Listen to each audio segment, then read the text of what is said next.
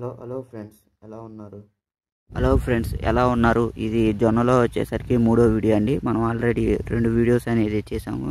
మన ఆంధ్రప్రదేశ్ మెట్ట వ్యవసాయంలో వర్షాధారంగా మరియు రబీలో ఆడుతరి పంటగా జొన్నను సుమారు 1,20,000 హెక్టార్ల విస్తీర్ణంలో సాగు చేయడం అనేది జరుగుతున్నది.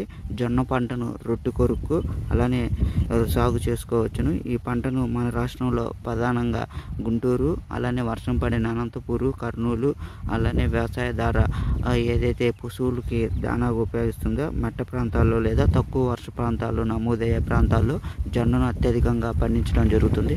పశువుల దానాగా ఉపయోగపడే జొన్న ఓరనే పెరుగుతుందండి. ఇది మనకి కనిపిస్తున్న జొన్న మీరు కనుక చూస్తే ఓరని ఎత్తుగడ పెరిగింది. మనం చేనేసినప్పుడు ఎలా ఫస్ట్ వీడియో రెండో వీడియోలో ఎలా కనిపించింది అనేది మీరు ఆల్రెడీ అంతకుముందు వీడియోస్ చూస్తే మీకే అర్థమవుతుంది. జొన్న అనేది ప్రధానంగా పశువులకి దానాగా ఉపయోగిస్తారండి.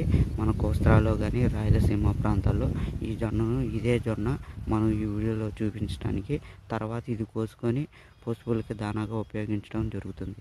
ఇది friends. Thank you for all.